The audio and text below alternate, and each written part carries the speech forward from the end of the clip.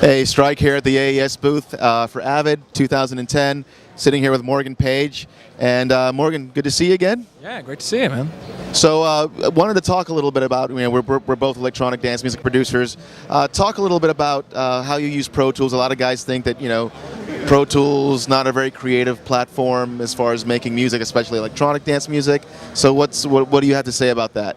Pro Tools is what I started with from day one, and it's just I've dabbled with other programs, and I felt like I never could get the same sort of ease of use with audio editing, especially audio. And I always kept coming back to it. People would be like, "Oh, try this, try Logic." It was always came back to Pro Tools, especially since I do a lot of vocal recording, a lot of vocal tracking. It's huge.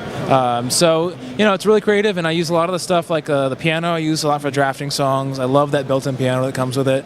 A lot of the air plugins I use. And it just becomes part of your workflow. It becomes your daily work process. You have to use it. So yeah, obviously on the audio side, everybody talks about how great it is as far as ease of editing and stuff. And you just mentioned that you've obviously been doing a lot of MIDI stuff in there as well. How do you find MIDI functionality inside of Pro Tools now? It's great. It's everything I need it to do MIDI-wise. And I don't go crazy complicated with my MIDI setups. I like to do a lot of live automation, sometimes penciling stuff in. But it does everything I need to do MIDI-wise. I work, mainly with audio after I try to get to audio as quickly as I can.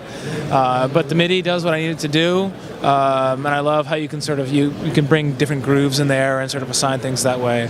Beat Detective is always great as well. And also to create your own sort of quantized settings. The ability to bring in quantized settings from other programs is huge. So I use a lot of 16C, Logic 16C, which is sort of the dance music go-to quantization setting, and some of the other Pro Tools ones as well. They're great. Awesome, yeah, that's been one of my favorite functionalities in their real-time properties, all the different grooves. So obviously we're here at AES this year, and we've just launched Pro Tools 9. So I know we had a little talk about it over at the booth there. So what's been your take on this this announcement of Pro Tools 9 and where we stand? It's huge. It took me a couple days to just wrap my head around it after the first announcement, and it's something I've wanted to see for a long time. Obviously, to me, it's a huge deal to have late delay compensation, to have way more tracks be available, to have it be open platform. I know as a DJ, working on the plane is really important, and you can't be tethered to a device on the plane. You have to be able to work, but you don't have the luxury or the choice to always be at home with your monitors. So you got to be able to do it on the plane. And I tried to do sessions with other programs, and it just wasn't the same. All my sessions are in Pro Tools, so I need to be able to bring that with me.